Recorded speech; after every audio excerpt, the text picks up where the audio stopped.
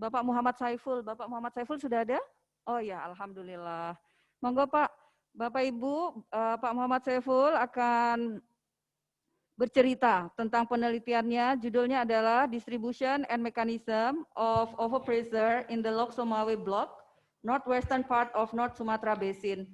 Untuk Pak Saiful, kami persilakan Pak, waktunya 20 menit.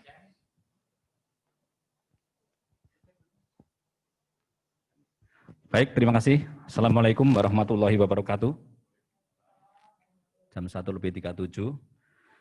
Ini judul saya ubah sedikit karena datanya memang tidak lengkap. Jadi untuk, sebelumnya terima kasih kepada para moderator dan panitia. Judul makalah kami adalah Distribution of Overpressure in the Lok Sumawe Block, Northwestern part of North Sumatra Basin.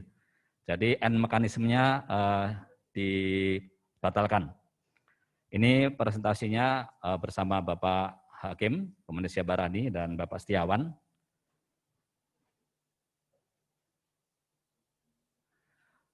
Oke, ini profil saya, ini aja, karena masih pagi subuh-subuh, berani masuk ke ruangan dan foto di sana.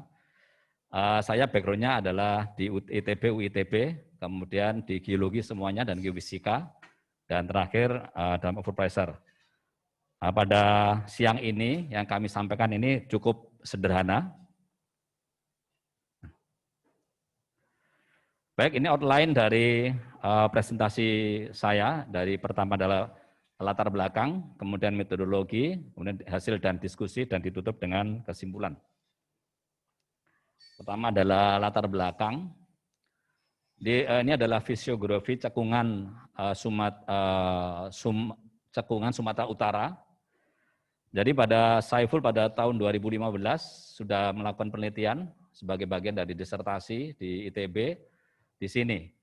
Ya, kemudian studi area atau penelitian untuk pada yang akan dipresentasi yang ini ada di sini. Ya, jadi kira di bagian barat laut. Kalau dulu di bagian tenggara. Nah, ini adalah cekungan Sumatera Utara. Ya, ini cuma Sumatera Tengah, ini Sumatera Selatan, dan ini cekungan di depan busur atau Forak Basin. Nah, ini adalah kolom stratigrafi regional ya secara umum. Jadi di cekungan Sumatera Utara itu ini kan mulai dari Eosen sampai sebenarnya Pratersier sudah ada. Ya, ini kadang-kadang jadi perdebatan karena sebagian bilang masih umur-umur Paleosen gitu, tapi sebagian sudah bilang memang Pratersier. Kemudian ada Eosen, jadi cukup lengkap ya, cukup berurut ya, walaupun ada beberapa, kalau kita lebih ini ada beberapa orogenesa tektonik, dan di sana basementnya itu metasedimen ya, beberapa granit, sebagai filit yang mirip-mirip juga di bagian Pulau Sumatera lainnya di bagian bawahnya. Kemudian di situ ada tampur ya di sebagian area, ini adalah dolomit ya, dan bilang meta batu gamping.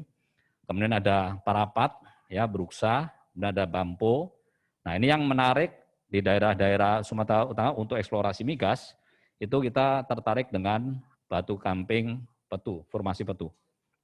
Nah, di sini baong ya, baong biasa kita kenal secara umum ada baong sen. Baong ini dominan batu lempung, kemudian pada tengah-tengahnya secara melensa atau channel itu ada batu pasirnya. Ini yang jadi target untuk mencari migas, ya termasuk di cekungan Sumatera Utara. Dan ketapang, ya yang dominan juga batu lempung, kemudian ada sura dan seterusnya. Nah, fokus untuk di sini adalah batu lempung, ketapang disambung dengan formasi baong. Ya, untuk itu. Nah, kemudian adalah metodologi. Metodologi pada siang ini kami tidak menggunakan log. Ya, jadi karena memang sebagian sumber yang ada ternyata lognya tidak lengkap. Ya, sebagian besarnya ada gamare, kemudian sonic sebagian besar tidak ada. Sebenarnya satu nanti dari 5 sumur ada namanya sumur Biren, itu yang ada sonicnya, tapi sayangnya justru neutron dan densitiesnya tidak ada. Ya, sehingga kita tidak bisa menentukan mekanisme.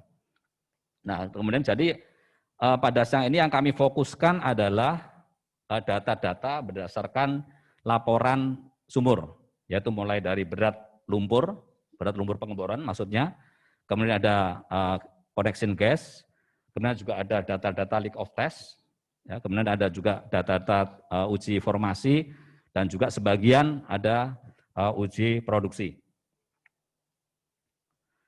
Jadi ini sekali lagi kita tidak menggunakan data wetland well log. Nah ini pada kembali Saiful et al. 2015, ya ini sudah membagi, jadi berdasarkan data-data sebagaimana data Pertamina dan data perusahaan lain yang cukup lama, itu kita sudah mendistribusikan di bagian tenggara cekungan Sumatera Utara, itu kita menjadi 3, ya, yang kita sebut dengan ini adalah normal pressure. Ya, jadi pressure-nya cukup normal, ada sebenarnya sedikit tapi kita kategorikan sebagai normal pressure yang sebagian berada di dalam laut atau lepas pantai. Kemudian kira-kira di sepanjang dekat pantai itu ada yang kuning-kuning, ini adalah yang high pressure. Kemudian semakin dekat ke sini yang biru, ini adalah yang medium over pressure. Jadi sebenarnya yang di darat ini tergolong over pressure dan bisa kita bedakan ternyata ada yang medium dan ada yang high. Nah ini kemudian pada tahun 2015 itu sudah juga disimpulkan bahwa ternyata semakin mendekati Bukit Barisan, kita tahu di sini adalah sesar Bukit Barisan sepanjang Pulau Sumatera, ternyata over pressure-nya semakin kecil. Tapi semakin menjauhi, jadi ini semakin, dan dari simulasi, maka normal pressure itu dikalkulasikan sebagai di sini. Ya, jadi dia di paparan dan juga pinggir cekungan. Kemudian yang paling dalam ini adalah di bagian paling dalam dari cekungan. Ya, ini juga demikian juga. Tapi yang di sini itu mungkin lebih terangkat ya karena adanya sesar Bukit Barisan. Ini yang sebagai metodologi kita akan membuat suatu analogi, ya. Jadi dari sumur-sumur di bagian tenggara cekungan Sumatera Utara ini, yang ini adalah salah satu contoh dari normal pressure, ya, atau tekanan yang normal itu seperti ini. Ya, ini adalah sumbu vertikalnya adalah kedalaman dalam satuan kaki, kemudian sumbu mendatar ini adalah satuan tekanan dalam satuan PSI per square inch. Nah, ini adalah stres, ya, stres. Ini ada stres kalau kita punya 1000 kedalaman kaki, maka dia punya 1000 PSI tekanannya dan seterusnya. Ini dapat stres, dan kemudian yang biru ini adalah kita sebut sebagai hydrodynamic pressure, ya, atau 0,433 PSI, ya, dalam satuan itu. Nah, dari seperti ini, jadi dia mulai dari kedalaman yang cukup dangkal, pas seluruhnya kemudian hanya berkisar sangat kecil, ya, hanya beberapa puluh PSI dari hydrodynamic line, ya, sampai ke dalam dia hanya karena ada mungkin ada minyak sedikit itu dia yang besar tapi sangat sedikit. Itu yang kita golongkan sebagai normal pressure. Ya, saya nggak akan bahas ini. Tentu saja ini juga sudah kita kombinasikan dengan beberapa log, ya, ada densitas, ada sonic, ada resistivitas. Nah, kita tidak ketemu over pressure di normal pressure ini. Yang kedua adalah di medium over pressure. Ya, ternyata pada kedalaman 3000, ya, 2000 masih aman, ya, kemudian 2000, 3000-an itu sudah mulai menunjukkan naik, mirip-mirip dengan normal pressure. Ya, normal pressure. Tapi baru benar-benar naik, melonjak, itu ada di kedalaman 6000 kaki. Ya, dia benar ke atas, ya, kemudian akan mendekati stress line. Sehingga ini kan sekitar 6000 kaki di Sumatera Utara, itu sebagai top of over pressure. Ya. Sekali ini data yang tadi sudah sebutkan, ini yang hijau ini adalah data-data mud weight. Ya, kemudian nanti beberapa itu klarifikasi dengan leak of test dan data lainnya. Nah, yang ketiga ini adalah high over pressure.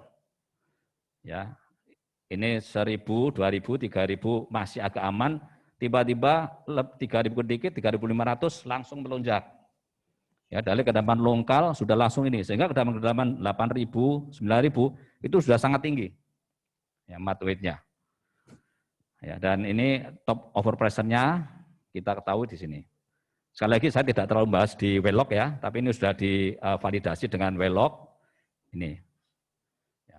Ini jadi dengan asumsi bahwa semua matlock itu selalu mengikuti pengalaman praktis untuk tekanan formasi di masing-masing sumur.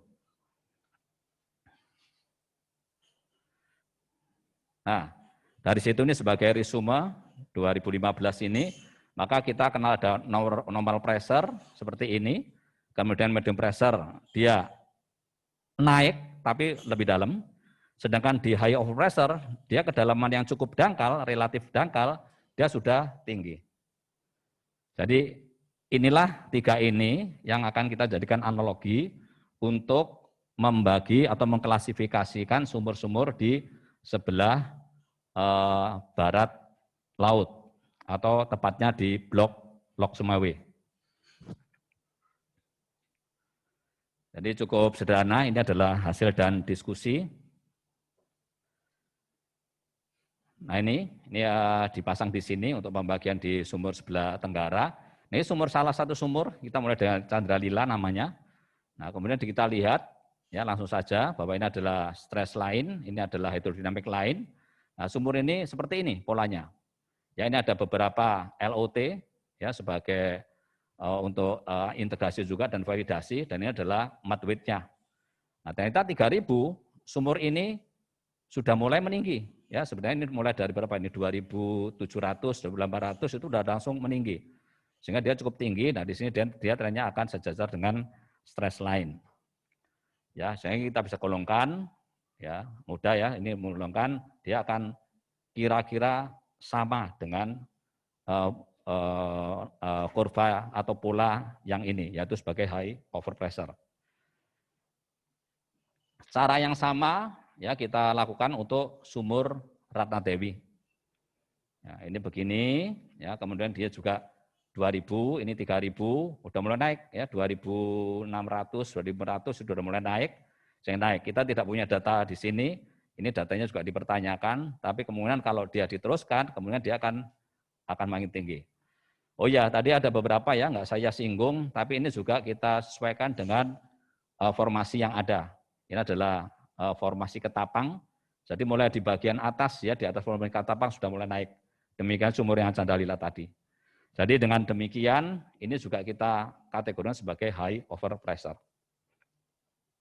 Ini sumur yang ketiga, Jayarani. Ini sumurnya cukup di utara, di lepas pantai, sekitar 60-70 km dari garis pantai Lok Sumawe. Nah, ini kita lihat sampai 5.000, 6.000 itu malah justru hampir berimpit dengan hydrodynamic line. Kemudian baru di sekitar 5.800 mulai naik dikit, ya tapi hampir sama terus ya sampai 8.000.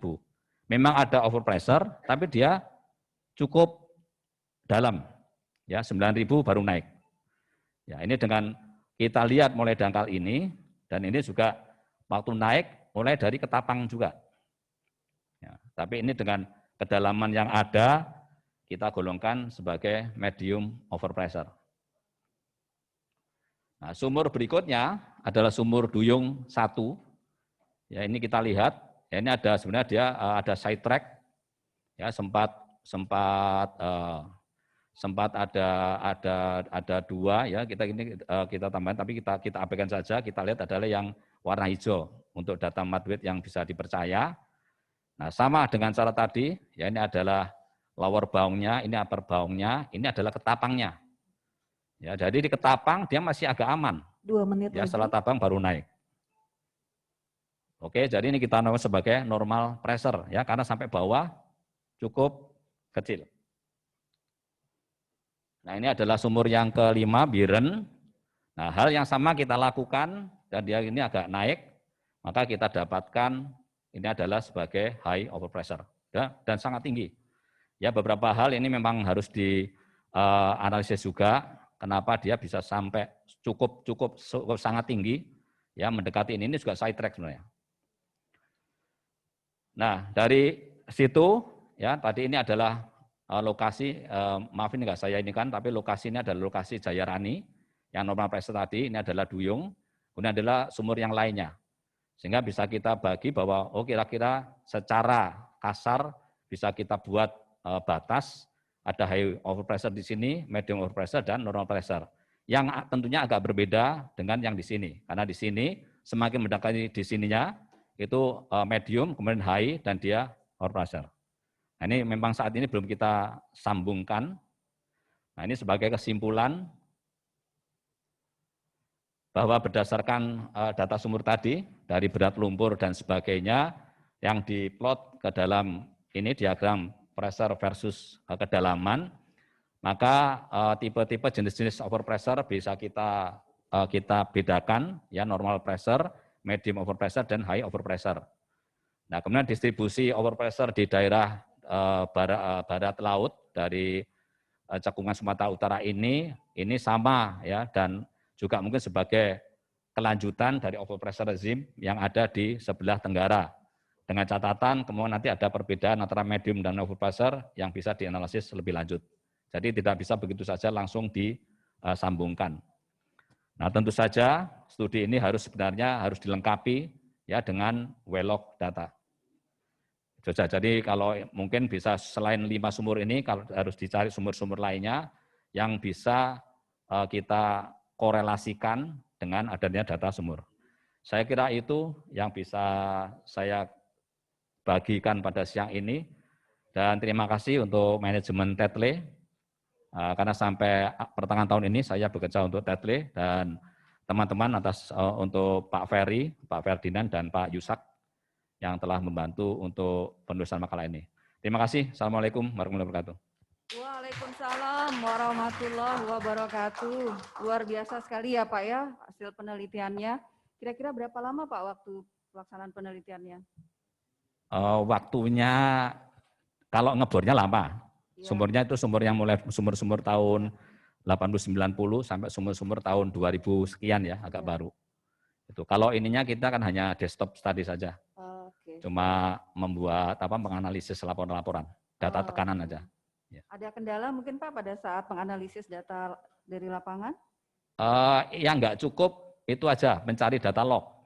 Ya saya umumkan. Jadi judul awalnya kan ada mekanisme ya. Jadi mekanisme bagaimana overpressure itu terjadi. Nah itu tidak bisa kita lakukan karena itu harus punya data log densitas dan log sonic. Nah kita jadi kasusnya sumur Biren itu satu-satunya sumur yang punya sonic. Yang lainnya tidak punya. Jadi akhirnya saya putuskan, saya coba pendekatan, jadi ini memang masih bisa dipertanyakan ya. Ini saya menganalogikan aja dengan data-data drilling operation. Jadi kalau apakah ini nanti valid, nah kalau valid, nah ini mungkin kita sebelum bekerja dengan log, kita dengan data-data operasi dari pengeboran sumur, nah apakah itu mungkin bisa lebih dulu untuk dikemukakan. Jadi ada beberapa cara ya, banyak jalan ke Roma. Wow, luar biasa sekali ya. Bapak Ibu, banyak jalan menuju ke Roma. Yang ada di ruangan ini, apakah ada pertanyaan? Luar biasa sekali ini hasil penelitian Pak Saiful. Kami persilakan Bapak Ibu. Satu penanya dari ruangan ini. Bang Iwan, ada pertanyaan? Mungkin replikasinya nanti untuk di NTB, ini kan tadi dari Northwest Sumatera Basin ya Pak ya. Kalau misalnya nanti kira-kira di NTB seperti apa, mungkin Bang Iwan ada. Ya, kalau NTB kan ini ya, kemarin kalau mengikuti diskusi panel Ibu Sinta, itu pemerintah sebenarnya dengan lewat investor, dengan kontraktor ya, kita kan sudah mulai ini ya, eksplorasi lagi di sebelah utara Lombok. Mereka nyebutnya bloknya adalah Bali Lombok Barat. Bukan Lombok Barat ini ya, bukan Lombok Barat kecamatan ini, tapi di lautnya sana. Ya, cukup menantang kalau di Lombok karena kedalaman lautnya minimal 500 meter. Iya, luar biasa sekali ya. Pak Saiful ya, mudah-mudahan teman-teman di NTB nanti bisa berguru langsung kepada Bapak, sehingga nanti secara nasional datanya lengkap ya untuk seluruh Indonesia, tidak hanya ada di Sumatera ya Pak ya. Betul. Oke Bapak Ibu, kita berikan aplaus dulu untuk Pak Saiful, sukses selalu ya Pak ya, mudah-mudahan bisa segera ditindaklanjuti ide-ide luar biasanya. Kemudian kita